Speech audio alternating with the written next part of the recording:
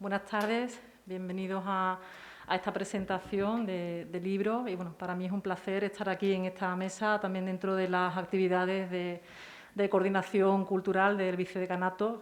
También que, bueno, digamos, ya cerramos este ciclo con un acto literario importante que también esperado por todos ustedes.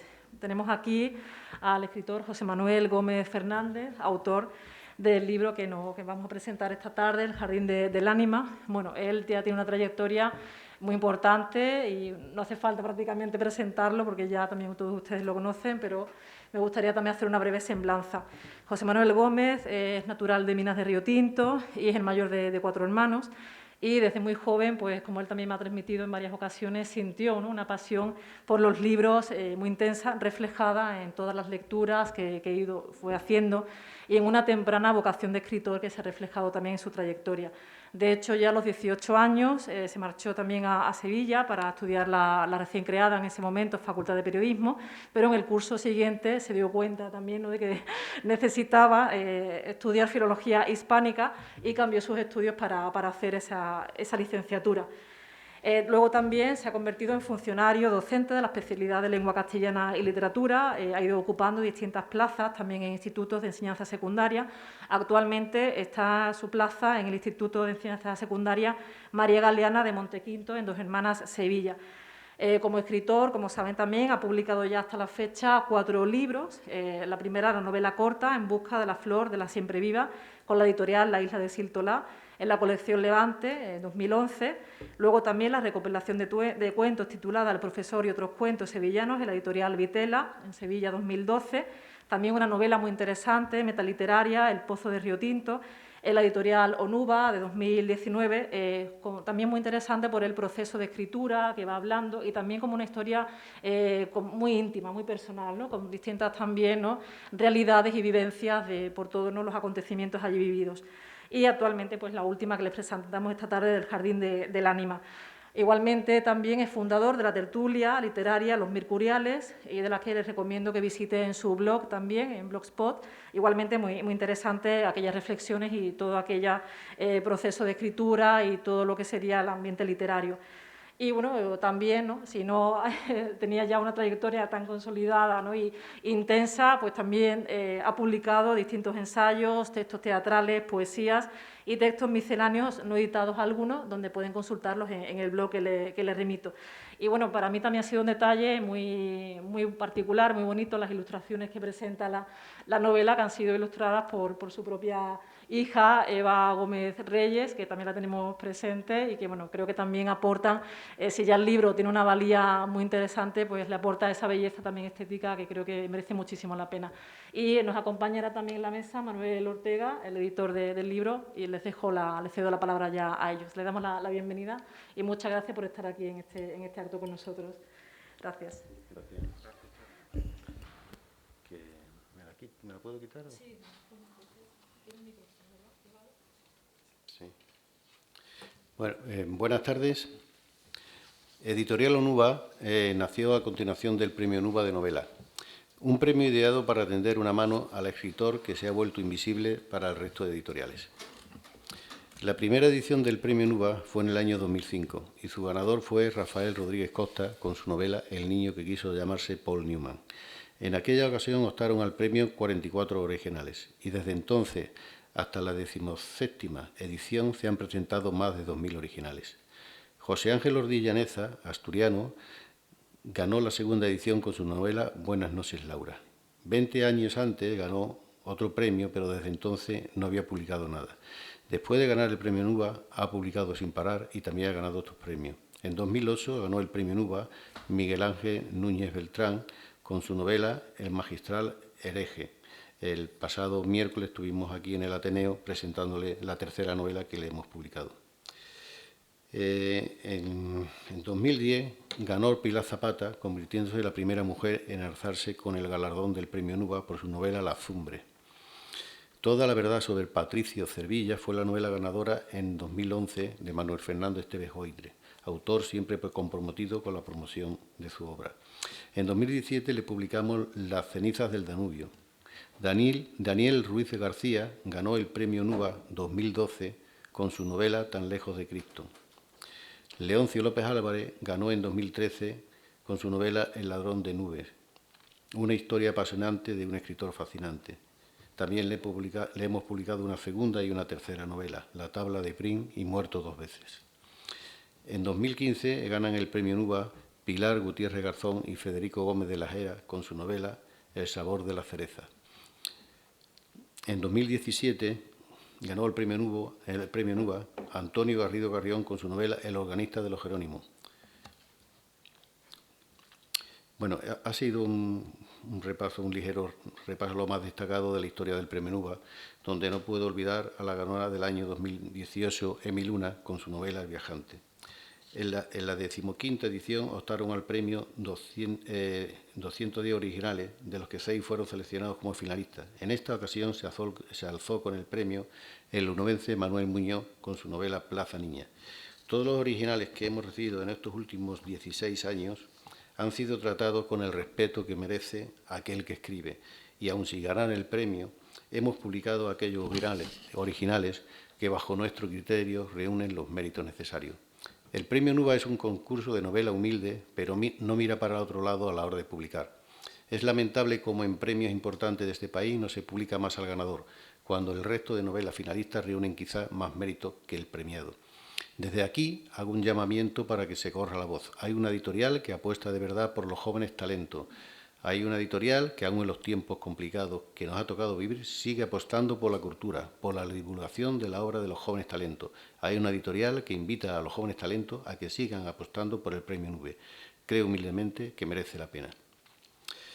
Bueno, esta es la segunda novela que le publicamos a José Manuel. Antes fue El pozo de Río Tinto, como bien ha comentado Xaro, y El jardín del ánima, bueno, es una novela, la segunda novela, que espero que, bueno, que les guste a todos vosotros, tanto como nos ha gustado a nosotros, y nada más. No quiero robarle más tiempo a José Manuel, le dejo con él.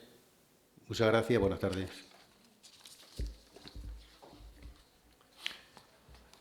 Buenas tardes, señoras y señores. En primer lugar, quiero agradecer a la Facultad de Filología el haber aceptado mi propuesta de presentación en el Jardín del Ánima, hoy en este lugar. Gracias en especial a Xaro por haber aceptado mi ofrecimiento y por haber preparado sus palabras en muy poco tiempo. Tengo que dar también las gracias al profesor de esta facultad, José Manuel Camacho, que hoy no ha podido presentar esta novela por un deber inexcusable. Es un amigo de gran conversación, vecino de barrio, del sevillano barrio de La Calzada, de La Calzá, como dice aquí en Sevilla.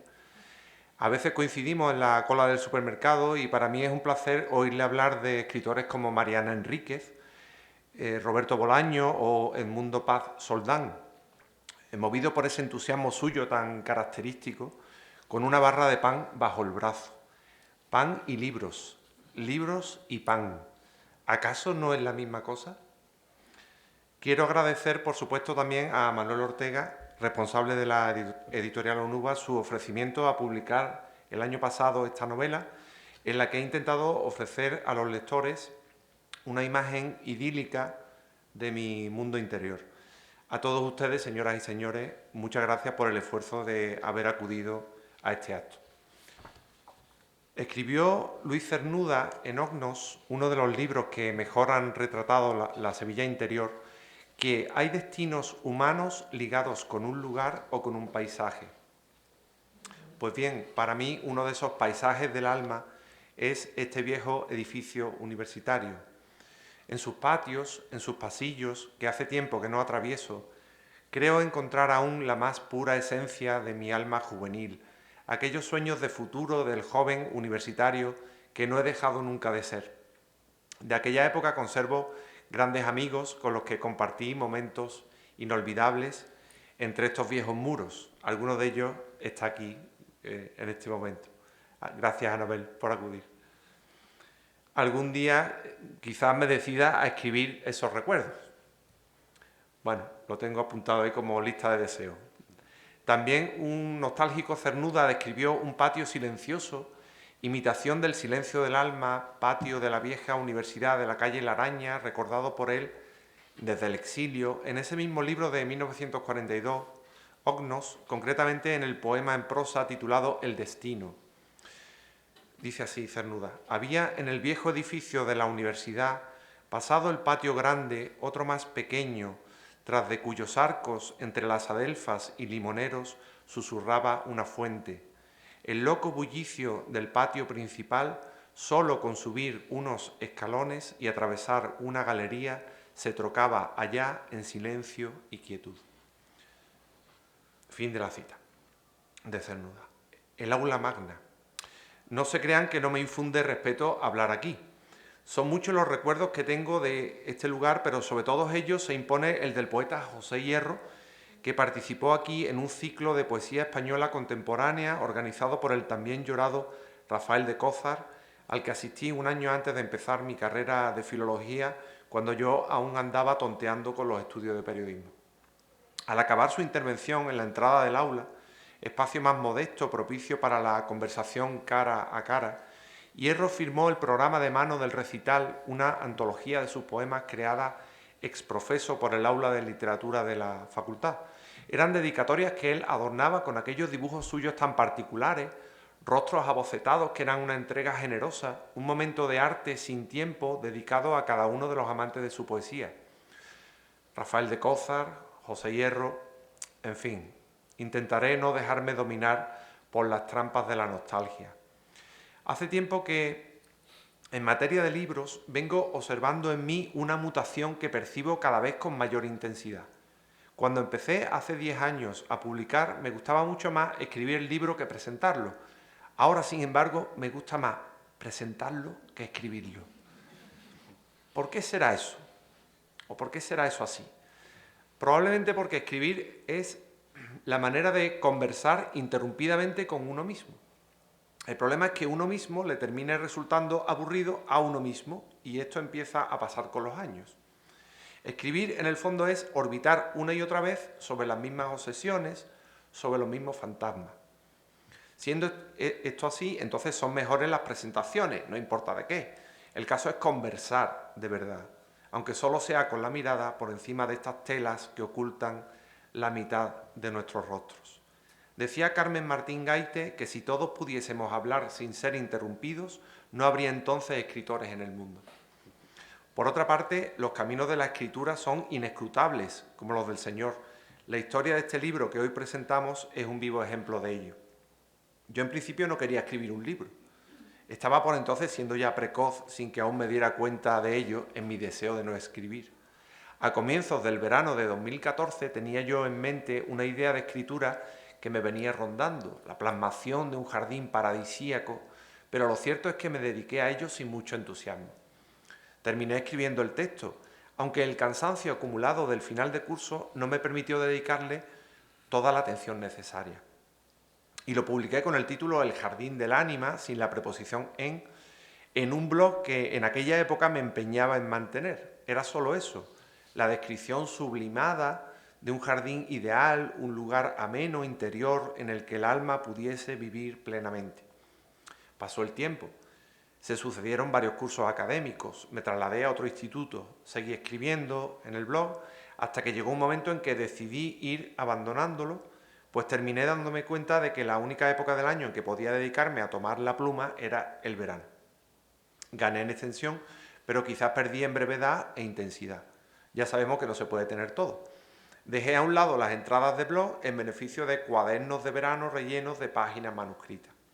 Así, mi poesía fue siendo reemplazada por una prosa ensayística o novelística extensa, aunque no quise dejar a un lado lo que Clarín llamaba la calidad de página. Es decir, el empeño por mantener palabra a palabra, párrafo a párrafo,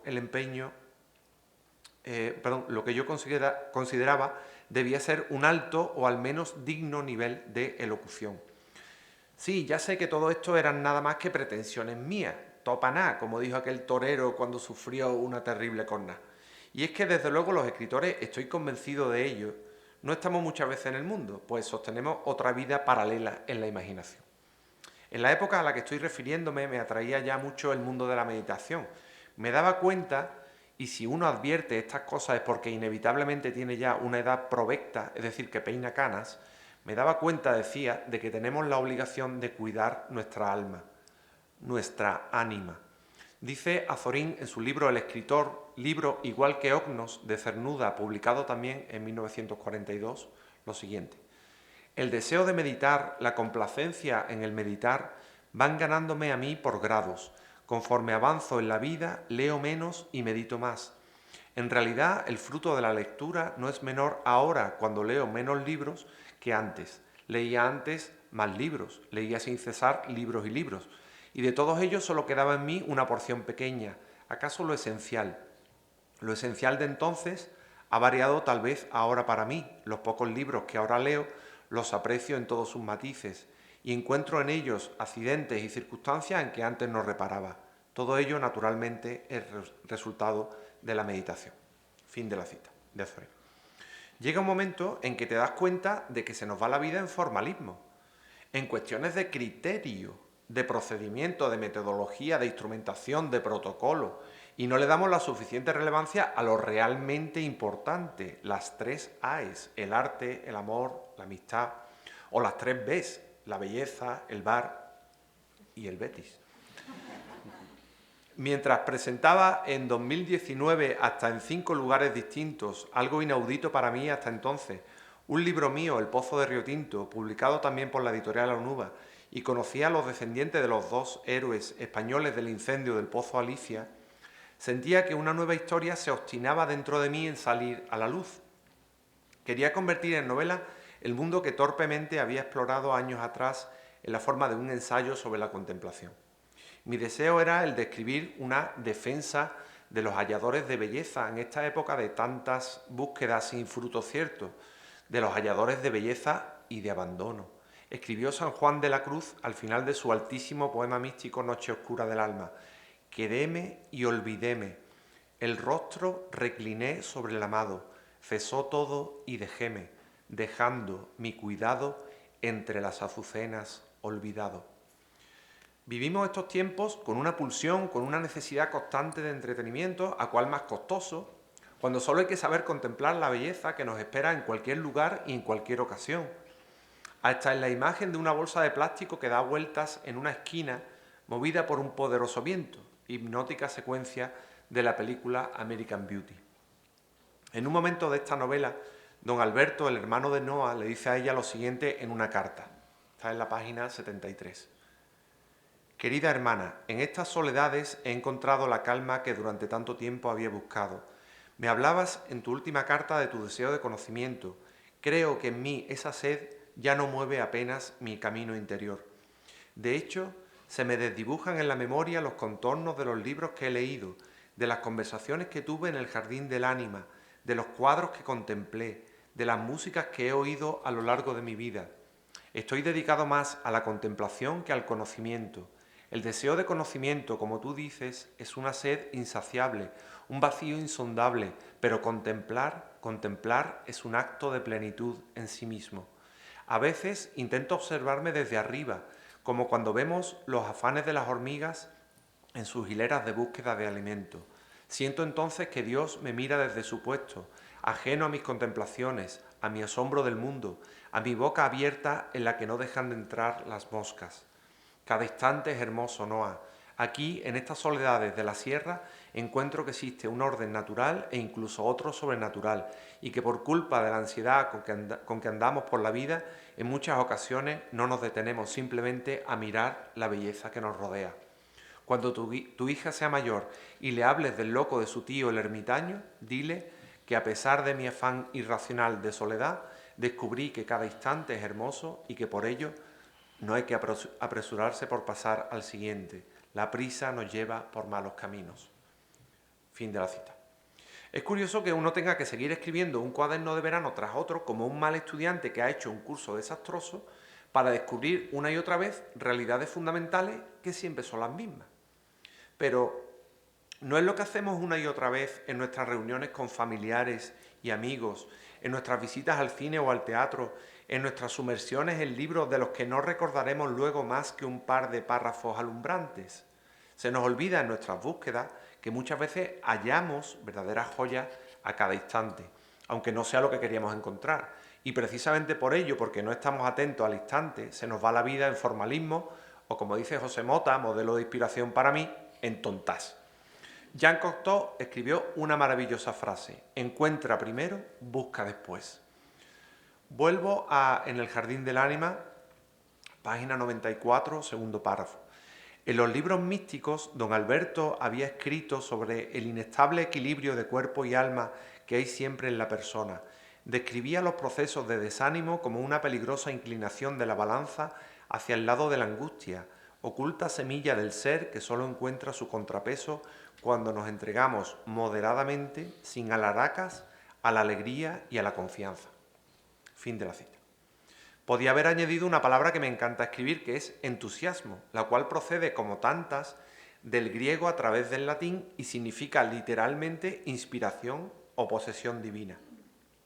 Solo la alegría, la confianza y el entusiasmo, aunque sean fabricados sin mucho ánimo, nos enraizan en la tierra y evitan que, al darnos cuenta de lo poco que somos vistos desde arriba, como vemos nosotros a las hormigas en hilera, nos desanimemos y dejemos de ser entusiastas. Sería un buen título para un programa de televisión este: Entusiastas por el mundo. Creo sinceramente que en nuestro mundo, en el que priman las series por encima de las películas, en que tienen miles de seguidores mensajes que incluso pretenden fragmentar la unicidad de películas largas convirtiéndolas en series de 3 capítulos, en que nos dejamos arrastrar por los océanos de mensajes de las redes sociales en detrimento de la lectura sosegada y placentera de extensos libros, en que nos rodea y nos atosiga la infoxicación, gran parte de ella prescindible, desde que nos levantamos por la mañana hasta la última lumbre de conciencia por la noche, hay que reivindicar más que nunca, no tanto en la vida pública o política, porque allí ya casi es batalla perdida, como en el interior de nuestras ánimas, nuestra capacidad de asombro, de ingenuidad y de inocencia ante el mundo. Más humildad, menos formalismo y más contemplación. Esa sería la bandera que yo pondría en mi balcón, si tuviese balcón. Así funciona más o menos mi mente consciente, y hace 2 años, mientras preparaba las presentaciones del Pozo de Río Tinto, me vino a la mente aquella pobre entrada de blog que seguía dando vueltas en un remoto servidor, la cual, de todo lo que había escrito hasta entonces, era lo más parecido a lo que quería redactar el siguiente verano. Los heridos de la letra, o letraheridos, perdonen la cursilería, tenemos el llamado síndrome de Walter Mitty, que nos hace vivir otras vidas aparte de la que ya nos cuesta levantar cada día. En definitiva, mientras presentaba un libro que había escrito el verano anterior, ya tenía en mente el que iba a escribir en la siguiente canícula. Creo que el mejor libro que un autor como yo puede montar es el que está en su mente escribiéndose conforme va viviendo la rutina de cada día. El mejor libro quizás sea el que el escritor tiene en el telar, es decir, el que está escribiendo en ese momento. El mejor libro es quizás el que no se escribe nunca, es quizás la propia vida del aspirante a escritor. Escribir, como hemos dicho antes, es buscar conversación con un amigo, el más cercano, para bien o para mal, con uno mismo. Simenón, quien compuso más de 200 novelas, decía que él era un artesano, y un artesano no se queda 10 meses o 1 año sin hacer nada después de entregar un trabajo. Volví, pues, en 2019 a leer la entrada de blog titulada El jardín del ánima. Allí faltaba todo, aunque tenía lo esencial, pero faltaban personajes con sus nombres, caracterizaciones psicológicas, descripciones físicas, acciones, palabras. Tenía una base importante que no era baladí, porque era el núcleo de lo que quería contar, la descripción de un jardín armónico ideal, un lugar ameno en el que refugiarse del estrépito del mundo. Escribió don Antonio Machado en Campos de Castilla: no desdeñéis la palabra, el mundo es ruidoso y mudo, poetas, solo Dios habla. Tenía la base, pero me faltaba lo demás. Sería maravillosa la sensación de iniciar un libro nuevo en el que casi todo estaba por hacer y por descubrir, como una casa nueva y vacía que había que amueblar, y un verano por delante que aún no había llegado. Me faltaba lo que yo llamo para mí, en mis diálogos conmigo mismo, el pla, es decir, el relleno de huecos, no piensen mal, o bien, me refiero a huecos de discurso. La escritura se parece en eso a la vida, esta no siempre es interesante, pero en ella los momentos anodinos, el pla, cocina, friega, trabaja, conduce, compra, lávate, aguanta al compañero sevillista, esos momentos de hastío o desánimo hacen que luego valoremos más los de plenitud, igual que la perspectiva de que vamos a morir al final. Como decían los romanos, el memento mori, nos debe hacer disfrutar de los momentos únicos que nos regala la existencia. Los mortecinos momentos de desencanto, de pla, pla, pla, nos llevan luego a valorar los momentos climáticos en que somos conscientes de que estamos plenamente viviendo, instalados en un presente gozoso, porque así queremos que sea. Es como siempre el sempiterno ciclo de encantos y desencantos que nos conforma como seres humanos. Y llegó al fin el verano de 2019 y yo me sentía como aquel famoso director que 60 años antes tenía una escena en mente, la cual tenía que rellenar con el resto de la película. Corría el año 1959. El director, a pesar de su fama, no recibió financiación de su productor habitual, por lo que tuvo que hipotecar su casa con piscina para financiar el filme que fue estrenado el año siguiente. A partir de entonces, nadie pudo darse una ducha totalmente tranquila. La escena de la ducha de Psicosis dura poco más de 3 minutos, pero cambió para siempre la forma de hacer cine. ¿Por qué Hitchcock, que entonces tenía 60 años, empleó una larga semana en rodar con su propio dinero, con 78 posiciones de cámara, una escena que finalmente se convertiría en una sucesión de hasta 52 cortes de montaje cada vez más breves y acelerados? Porque sabía que Psicosis era la escena de la ducha y la escena de la ducha era Psicosis. Quizás también porque él era Psicosis.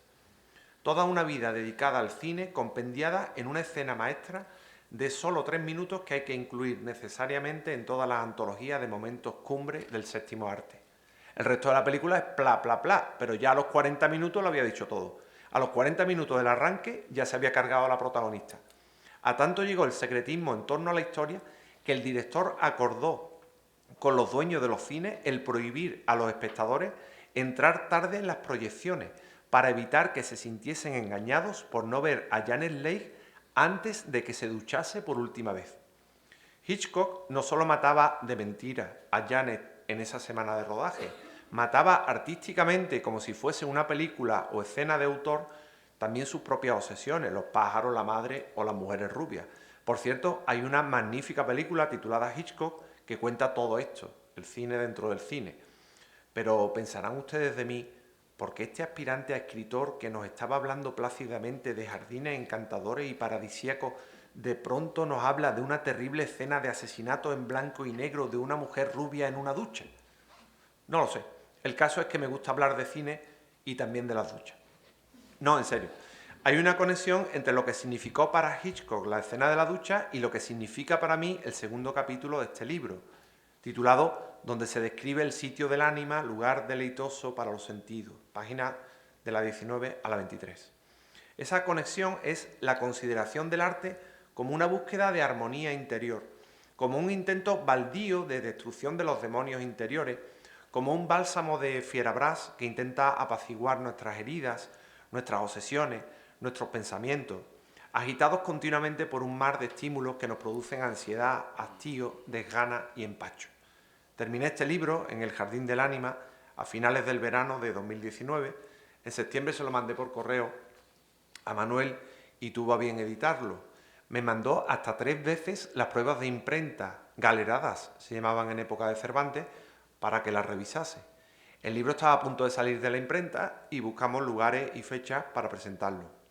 En Montequinto, el barrio de Dos Hermanas donde trabajo, el 26 de marzo, en Río Tinto, mi pueblo, el 17 de abril, y en Huelva, en la sede de la editorial Onuba, el 14 de mayo de 2020. 2020.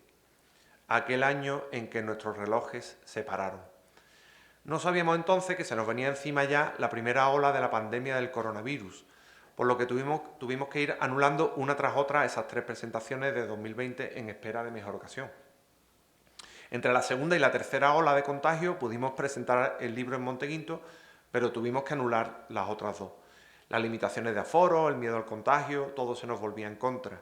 Me llegué a plantear incluso presentar el libro en un sitio al aire libre y espacioso, el campo del Río Tinto Balompié. No fue posible seguir presentando en el Jardín del Ánima. De todas maneras, esta historia de un jardín había tenido una larga andadura desde 2014, por lo que supimos esperar el momento que es ahora y el lugar que es aquí. ¿Qué puede aportar este libro a sus lectores? Quizás algo tan sencillo y al mismo tiempo tan difícil de alcanzar como la serenidad y la contemplación, tan necesarias en todo momento.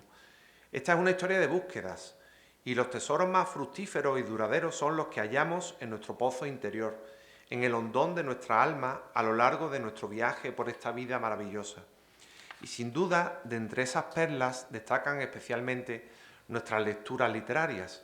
Dice Vargas Llosa en su ensayo Elogio de la Educación que la mejor contribución de la literatura al progreso humano es recordarnos, sin proponérselo en la mayoría de los casos, que el mundo está mal hecho, que mienten quienes pretenden lo contrario, por ejemplo, los poderes que lo gobiernan, y que podría estar mejor, más cerca de los mundos que nuestra imaginación y nuestro verbo son capaces de inventar.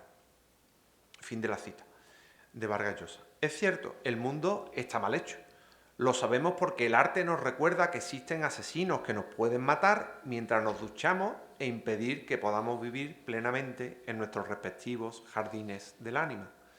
Por eso, a pesar de las dificultades, del hastío, del cansancio, entendemos todos que la creación artística, que nos supone dinero y esfuerzo, el libro, la entrada de cine o de teatro, el billete de metro, las exposiciones, la música, genera una paz interior que nos permite sobrellevar las agresiones de la lucha diaria. Me supone una gran ilusión el presentar hoy aquí el fruto de mi esfuerzo durante tantas horas.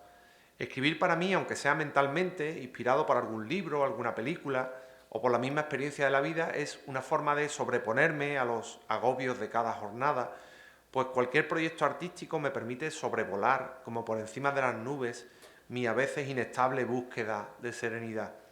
Imaginar una escena, un hilo de palabras, un tipo de letra o una portada para el libro me hacen olvidar mi lucha con los alumnos, con el ordenador, no hablemos del ordenador, o con otros usuarios del metro que te pegan un codazo y ni se giran para pedir disculpas. En cuanto a la portada del libro, tengo que dar las gracias a la magnífica ilustradora Eva Zou Gómez Reyes, mi hija, que ha retratado perfectamente en ella lo que yo le pedí, aunque me ha costado más trabajo conseguir que me pintase la portada que escribí el libro. En cuanto al título, ¿por qué la preposición en el jardín del ánima? Porque es esta una historia de seres enamorados de un jardín que en realidad es un jardín interior. Sin la preposición solo describiría aquella pradera idílica. Con ella, con la preposición, indico que los personajes viven ese jardín, lo hacen vivo, habitan en él. Igual que cada uno de nosotros debe habitar y cuidar su ánima, su alma, instalarse en ella. Mi gusto por el cine, que han podido ustedes comprobar en esta presentación, se refleja también en el libro, en el homenaje que hago a ciertas películas, no digo cuáles para conservar el secreto, y en la plasticidad fílmica de ciertas escenas. Una curiosidad del libro es que los nombres de los personajes corresponden a los de amigos reales con los que he compartido durante mucho tiempo mesas de trabajo y mesas con mantel, mis amigos del grupo Los Gerontes. Por otro lado, hay por aquí algunos, sí. Levanta la mano. Por otro lado, verán que es en parte una novela epistolar y conversacional, en la que tienen mucha importancia las ideas expresadas por los personajes. He intentado reflejar también las formas de la antigua cortesía, hoy en gran parte olvidadas. Quizás este sea uno de los asuntos que más fuerza han tenido en la escritura del libro. La necesidad de universalizar las buenas maneras, de generalizar la urbanidad, yo creo que hoy es un gran reto de esta sociedad tan tecnológica. Comprobarán ustedes, si se deciden finalmente a leer la obra, que en ella aparecen descripciones minuciosas del proceso de manufactura del papel. Es esta la parte que me ha exigido más documentación previa. También hay muchísimas referencias en el libro a la lectura, que para mí es una pasión a la que le debo fidelidad desde hace mucho tiempo. Leer también es una forma maravillosa de conversar. Decía Nietzsche que el filólogo, aunque pienso que la frase sirve también para cualquier amante de la lectura, es aquel que lee con lentitud y amor. La protagonista de la novela es una mujer, doña Marina o Noa, pues tiene dos nombres. Es la primera vez que abordo en una novela la creación de un personaje protagonista femenino. Quizás sea el resultado de las frecuentes conversaciones con mi hija acerca de la cuestión feminista. Escribir mentalmente este libro antes de hacerlo a mano me llevó a buscar información sobre las mujeres precursoras de los estudios científicos en Europa y en España. Hipatia de Alejandría, Caroline Lucretia Herschel, Henrietta Swan Leavitt, Ruby Violet Payne Scott, Antonia Ferrín Moreiras, María Asunción Catalá y Poch, perdonen mi pronunciación. Noa es una suma de todas esas mujeres pioneras en la ciencia que merecen ser reivindicadas. Por otra parte, es una novela ambientada en el pasado, aunque no puede decirse en sentido estricto que sea una novela histórica.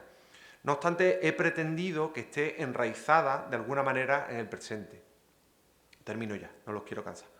A comienzos de 2020, concretamente el 4 de enero, el escritor Pablo Dors, en una entrevista a la ABC Cultural, expresaba unas palabras referidas a la literatura contemporánea, aunque también valdrían, creo, para otras artes con las que no puedo estar más de acuerdo.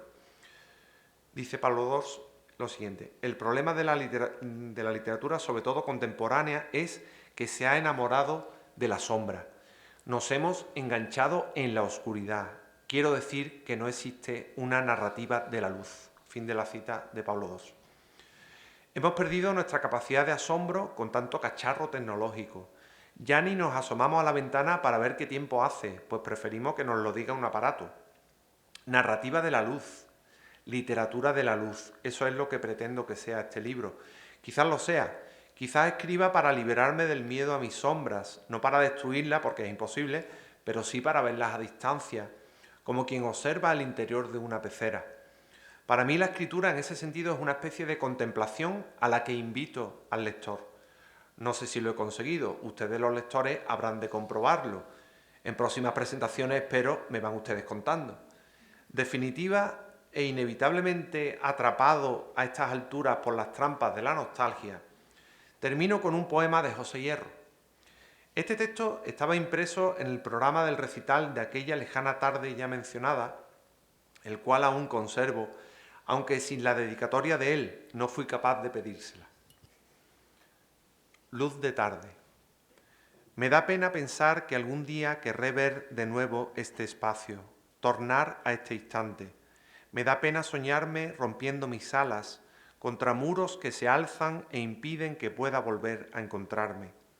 Estas ramas en flor que palpitan y rompen alegres la apariencia tranquila del aire, esas olas que mojan mis pies de crujiente hermosura, el muchacho que guarda en su frente la luz de la tarde, ese blanco pañuelo caído tal vez de unas manos, cuando ya no esperaban que un beso de amor la rozase.